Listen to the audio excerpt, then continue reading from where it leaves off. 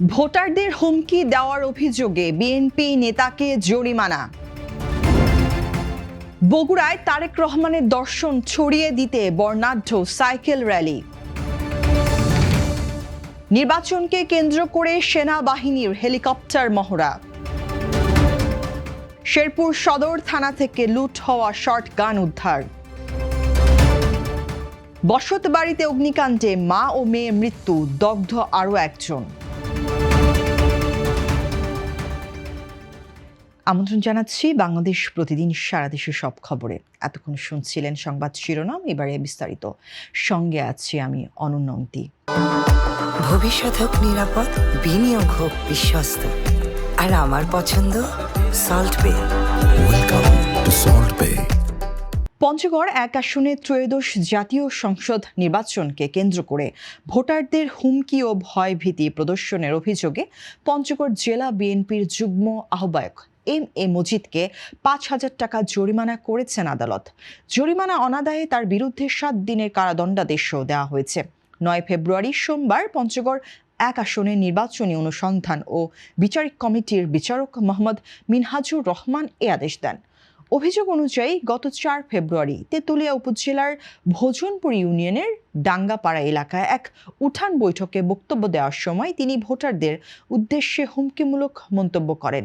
নির্বাচনী অনুসন্ধান ও বিচারিক কমিটি অভিযোগের ভিডিও ফুটেজ, লিখিত জবাব ও অন্যান্য নথিপত্র পর্যালোচনা করে রাজনৈতিক দল ও প্রার্থীর আচরণ বিধিমালা 2025 এবং গণপ্রতিনিধিত্ব আদেশ 1972 লঙ্ঘনের প্রাথমিক প্রমাণ পাওয়ার কথা উল্লেখ করে এ সিদ্ধান্ত দেয়।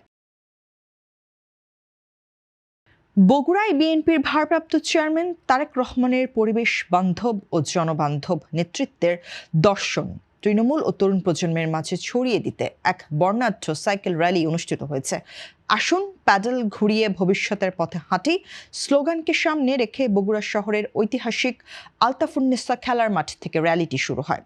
শহরের সাতমাথা ও সরকারি আজিজুল হক কলেজ এলাকা প্রদক্ষিণ করে র্যালিটি পুনরায় একই মাঠে এসে শেষ হয়। র্যালিতে প্রায় 240 জন পরিবেশ সচেতন সাইকেলিস্ট অংশ নেন। আয়োজকদের মতে তরুণ প্রজন্মের মাঝে আধুনিক ও ভবিষ্যৎমুখী নেতৃত্বের ধারণা ছড়িয়ে দেওয়া এবং পরিবেশ সুরক্ষায় সচেতনতা তৈরি এই ব্যতিক্রমী আয়োজনের মূল উদ্দেশ্য। আসন্ন জাতীয় সংসদ নির্বাচনকে সামনে রেখে বাংলাদেশ সেনাবাহিনীর রংপুর 66 পদাতিক ডিভিশনের আয়োজনে হেলিকপ্টার মহড়া অনুষ্ঠিত হয়েছে। সোমবার দুপুরে লালমনিরহাট শহরের সোহরাওয়ার্দী মাঠে এ মহড়া অনুষ্ঠিত হয়। মহড়ায় উপস্থিত ছিলেন রংপুর অঞ্চলের GOC major general Mohammad Kamrul Hasan. সেনাবাহিনী জানায়, নির্বাচনকালীন সময়ে দুর্গম চরাঞ্চলে কোনো জরুরি পরিস্থিতি সৃষ্টি হলে হেলিকপ্টারের মাধ্যমে রেপেলিং করে দ্রুত উদ্ধার অভিযান পরিচালনা ও পরিস্থিতি কার্যকরভাবে মোকাবেলার সক্ষমতা যাচাই করতেই এই মহড়ার আয়োজন করা হয়।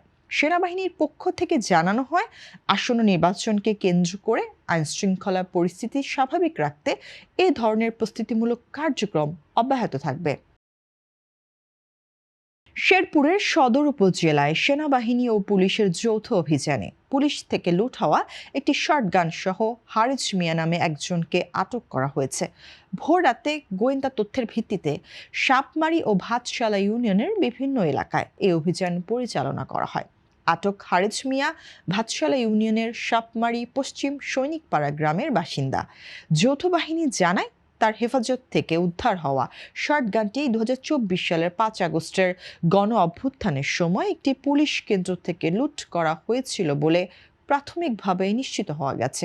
পরে উদ্ধারকৃত অস্ত্রসহ তাকে প্রয়োজনীয় আইনানুগ ব্যবস্থা গ্রহণের জন্য শেরপুর সদর থানা পুলিশের কাছে হস্তান্তর করা হয়। শেরপুর সদর থানার ভারপ্রাপ্ত কর্মকর্তা সোহেল রানা বিষয়টি নিশ্চিত করে জানান, উদ্ধার হওয়া শর্টগানটি থানার অস্ত্র। বাংলাদেশ সেনাবাহিনী জানিয়েছে, জননিরাপত্তা ও অবৈধ অস্ত্র উদ্ধারে যৌথ বাহিনীর অভিযান অব্যাহত থাকবে। নাটোরের গুরুদাসপুর উপজেলায় ভয়াবহ অগ্নিকাণ্ডে মা ও মেয়ের মর্মান্তিক মৃত্যু হয়েছে। এ ঘটনায় গুরুতর দগ্ধ হয়েছেন আরও একজন। আগুনে মুদি দোকানসহ 5টি ঘর, আসবাবপত্র এবং 12টি ছাগল পুড়ে গেছে। গুরুদাসপুর উপজেলার ধারা বারিশা ইউনিয়নের ঝাউপাড়া বিন্নাবাড়ি এলাকায় মুনতার হোসেনের বসত বাড়িতে এ অগ্নিকাণ্ড ঘটে। খবর পেয়ে গুরুদাসপুর ফায়ার সার্ভিসের একটি ইউনিট প্রায় 1 ঘন্টার চেষ্টায় আগুন নিয়ন্ত্রণে আনে। আগুনে পুড়ে মারা যান মুনতার হোসেনের ছেলে রান্টু ইসলামের স্ত্রী আতিয়া এবং তাদের 2 বছর বয়সী মেয়ে রাউজা। এই ঘটনায় গুরুতর দগ্ধ হন মুনতার হোসেনের স্ত্রী মর্জিনা বেগম। তাকে আশঙ্কাজনক অবস্থায় রাজশাহী মেডিকেল কলেজ হাসপাতালে ভর্তি করা হয়েছে। গুরুদাসপুর থানার ভারপ্রাপ্ত কর্মকর্তা শফিকুজ্জামান জানান, প্রাথমিকভাবে ধারণা করা হচ্ছে বৈদ্যুতিক শর্ট সার্কিট থেকেই আগুনের সূত্রপাত হয়েছে। ঘটনাটি তদন্ত করে দেখা হচ্ছে। ত্রয়োদশ জাতীয় সংসদ নির্বাচনে খাগড়াছড়ি 298 আসনের 3টি দুর্গম কেন্দ্রে হেলিকপ্টারের মাধ্যমে প্রিজাইডিং কর্মকর্তা, পোলিং কর্মকর্তা, আইনশৃঙ্খলা বাহিনীর সদস্য ও নির্বাচনী সরঞ্জাম পৌঁছে দেওয়া হয়েছে।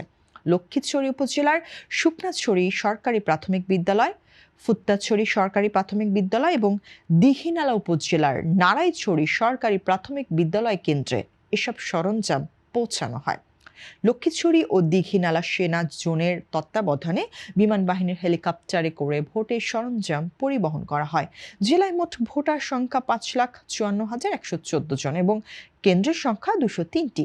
সম্প্রতি 4 জন প্রার্থী জেলার 121টি কেন্দ্রকে ঝুঁকিপূর্ণ এবং 68টি কেন্দ্রকে রেড মার্ক হিসেবে চিহ্নিত করে বাড়তি নিরাপত্তার দাবি জানিয়েছেন। বিজিবি সূত্র জানায়, খাগড়াছড়ি আসনে 19টি এবং রাঙামাটি আসনের অংশ বিশেষে 11 প্লাটুন বিজিবি নির্বাচনী দায়িত্ব পালন করবে। ইতোমধ্যে নিরাপত্তা বাহিনী দুর্গম কেন্দ্রগুলো পরিদর্শন করে নিরাপত্তা ব্যবস্থা জোরদার করেছে।